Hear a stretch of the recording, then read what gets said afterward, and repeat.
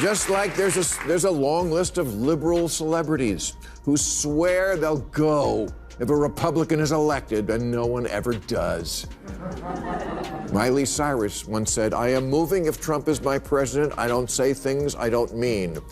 Here she is looking miserable, having to endure America at the Grammys last Sunday. I guess she flew back from Tajikistan. Bill Maher is calling out woke celebrities, and his take is absolutely hilarious. The comedian and talk show host has a knack for skewering the contradictions of Hollywood, and this time he's focusing on the stars who loudly promote certain ideals while conveniently avoiding any personal consequences. Watching him dismantle the self-righteousness of fame is both entertaining and strangely satisfying. 16, Eddie Griffin said, "If Trump wins, I'm moving to Africa." Apparently very slowly, because in Trump's 4 years, he only got as far as Van Nuys. George Lopez once said that if Trump won, he won't have to worry about immigration. We'll all go back. Wins. I'm moving to Africa. Apparently very slowly, because in Trump's 4 years, he only got as far as Van Nuys. George Lopez once said that if Trump won, he won't have to worry about immigration. We'll all go back. George Lopez still here. Maher's latest roast reminds us that it's been a while since he truly went after Hollywood, so fans are expecting some sharp, no-holds-barred commentary. He targets those who preach moral or political stances, yet live in a bubble far removed from the real-world implications of their words. The result is a mix of biting humor and pointed critique. That's classic Ma. Funny, unapologetic, and thought-provoking all at once. In Russia, just referring to the war in Ukraine as a "can get you 15 years in the fabulous prisons made famous by some of the world's most famous novels. You think America's evil because we didn't nominate Margot Robbie for an Oscar. Just wait till you get thrown out the window of your very own dream house." Amidst the laughs, Ma also raises questions about political messaging that seems confusing or contradictory. For instance, his take on campaigns that say, "Vote for me because I hate it here," points out the absurdity of promoting yourself by criticizing the very system you want to lead. It's a clever observation that blends comedy with insight, leaving audiences both amused and a little unsettled. And I'm confused by this political message. Vote for me because I hate it here. Now, does America have big problems? Yes. I've often cited the America Sucks list. Things like being 54th in the world in infant mortality behind Cuba, 19th in literacy behind Russia, 72nd in female representation, and government behind Iraq. A lot of work to do here. And is it possible for a country to lose itself so much that leaving it is justified? Yes, but we're not there yet. Not by a long shot. And we don't need quitters. We need people who will stay and fix it. Bill Maher began this segment with a pointed warning to America's celebrities and progressive politicians. They shouldn't lecture the public on solving national issues if they're not prepared to do the work themselves. Maher argued that it's simple to sit in lavish homes, removed from everyday struggles, and make grand pronouncements about necessary changes. Yet words alone mean little. Without effort, sacrifice, or commitment, one is merely another voice contributing to the clamor. Ma emphasized that America remains a great nation. Imperfect, certainly, but enduring. And if progress is the goal, endless complaining, blame shifting, or showy activism won't suffice. What the country requires is engagement. People ready to take initiative, address challenges, and assume responsibility rather than relying on others to bear the burden. Maybe the problem isn't that America isn't worth defending. Maybe the problem is that lots of people today are entitled whiners who have no perspective and no idea how good they have it. 59% of self-identified liberals say there have been times when they considered leaving America for good, like after NBC canceled The West Wing. This may sound exaggerated, but it reflects reality.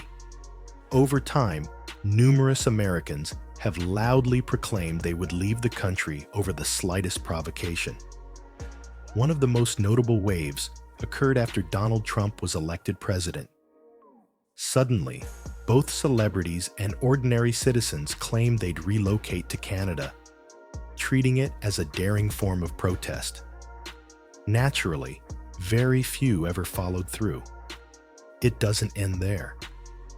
Some have threatened departure simply because the country rejected certain fashionable ideologies, often ideas that defy basic logic.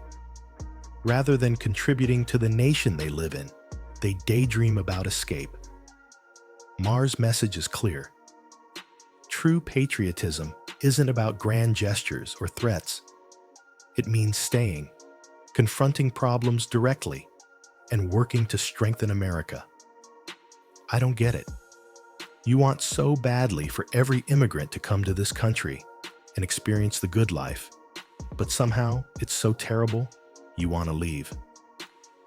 And I see conservatives in Texas are talking secession again. They have 2 bumper stickers in that state. America, love it or leave it, and we're leaving it. Exactly.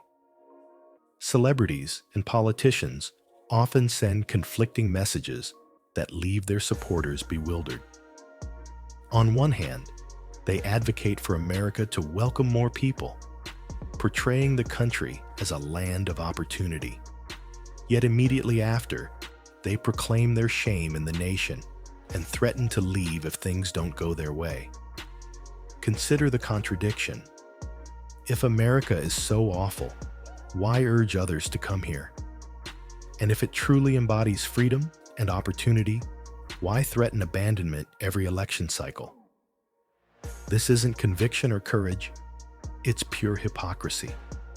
Ma hit the mark by highlighting that this kind of contradictory talk reveals just how shallow and self-interested their so-called activism really is. There's a long list of liberal celebrities who swear they'll go if a Republican is elected and no one ever does. Miley Cyrus once said, "I am moving if Trump is my president. I don't say things I don't mean." Here she is, looking miserable, having to endure America at the Grammys last Sunday. Well, here's the ironic part.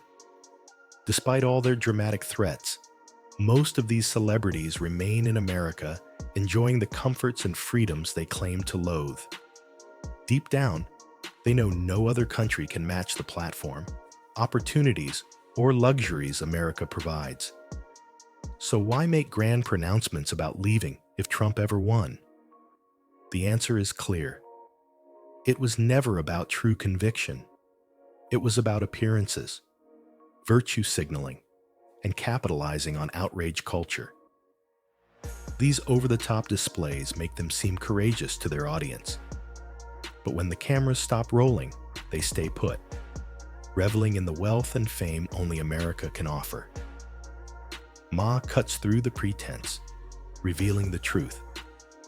It's not bravery, it's performance.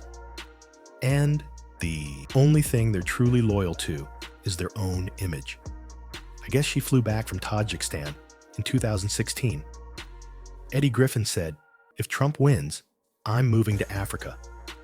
Apparently, very slowly, because in Trump's 4 years, he only got as far as Van Nuys. George Lopez once said that if Trump won, he won't have to worry about immigration. We'll all go back. George Lopez still here. And it doesn't look like the migrant traffic is going back. This is precisely why I can't take celebrities seriously when they lecture the rest of us on politics or morality. Their lives are worlds apart from ours. They're protected by the fortunes they've amassed, living in gated estates, flying private jets, and knowing they could build a palace anywhere if life here ever became inconvenient. Meanwhile, ordinary Americans face real struggles. Mortgages that haunt our nights, rent that drains our paychecks, and the daily challenge of putting food on the table. That's the stark contrast for us. Politics isn't a platform for showing off. It's about survival.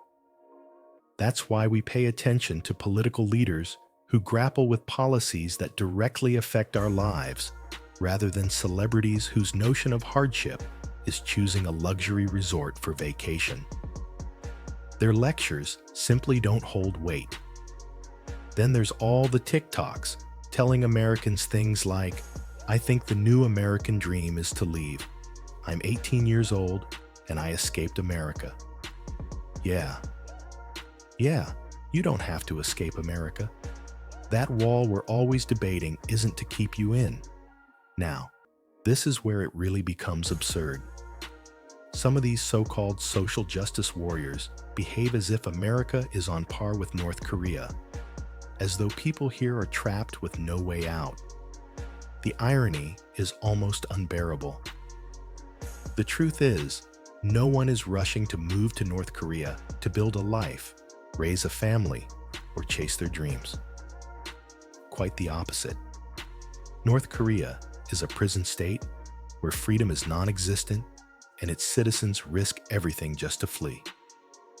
Meanwhile, the United States, the very nation these activists criticize relentlessly, remains the top destination for people worldwide. Why?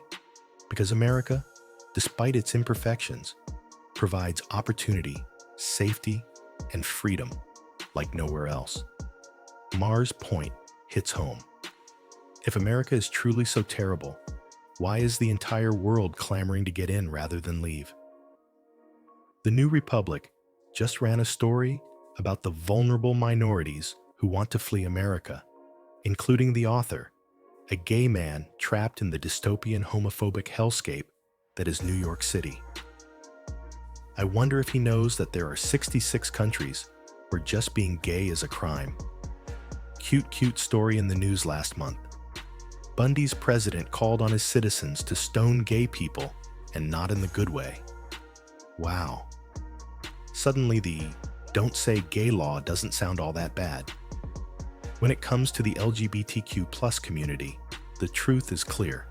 America is their sanctuary. It's hard to imagine anywhere else where they would feel safer, more respected, or more accepted than here. In the US, they benefit from legal protections, political and media representation, and the freedom to live openly in ways unimaginable in many other nations. They have platforms to voice their perspectives, communities to belong to, and rights secured by law. So why the ongoing talk of leaving? Where else could offer more freedom? Even Europe, often seen as more progressive, still grapples with violence, discrimination, and policies that fall short of full inclusion.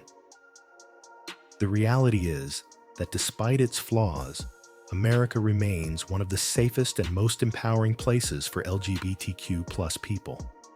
Maher's point is unmistakable. Everything they need is already here. And Uganda, oh, they don't just give you a ticket for parking in the rear. You can get the penalty for it. In China, they have the penalty for almost 50 crimes. And in 13 countries, atheism is punishable by death. And 61 imposed restrictions on women's clothing. So bring a scarf. According to Amnesty International, paramilitary groups killed the government's critics in Argentina, Brazil, Colombia, Venezuela, and arbitrary detentions are widespread in Cuba, Ecuador, Salvador, Nicaragua. If you're wondering how that's just like no cash bail, it's not. This is precisely why more than half the world dreams of moving to America. People from every corner of the globe aspire to build a life here because of the freedoms this country offers. The freedom to speak openly without fear of government retaliation. The freedom to pursue any career and chase opportunity. And even the chance for financial independence if they're willing to work for it. That's the American promise. And it's why millions risk everything just to set foot on U.S. soil. Yet, ironically, many who already live here fail to appreciate it. They're too busy complaining, too quick to denigrate the very country that provides more than anywhere else could. It's like a spoiled child tossing aside all his toys just because his parent forgot to buy a new one for Christmas, completely blind to the privilege they already enjoy every single day. If for your exile, you do wind up in some comparatively luxurious place like Canada or Japan or the UK, not that they want you. At best, you'll be trading a bunch of stuff you hate about this country for a bunch of stuff you'll soon hate about your new home.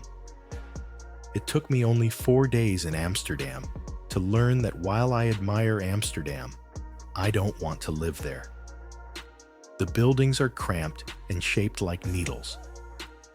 Bill Maher's critique of the woke mob cuts straight to the core, revealing how performative and shallow much of today's activism has become. Protests that block traffic, burn flags, or deface art may grab attention, but they do nothing to address real issues.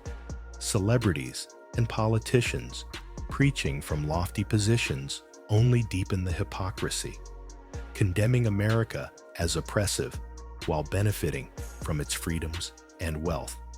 Meanwhile, ordinary Americans are focused on survival, paying mortgages, putting food on the table, and commuting on the very roads these activists disrupt. Ma reminded viewers that true change comes from informed commitment and tangible action, not from empty theatrics or chasing social media clout. Despite its flaws, America remains a nation people worldwide strive to enter, not flee.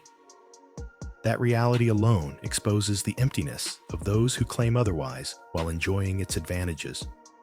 And with that, we close today's video. If you liked it, hit the like button and subscribe for more content like this. Thanks for watching, and I'll see you in the next section.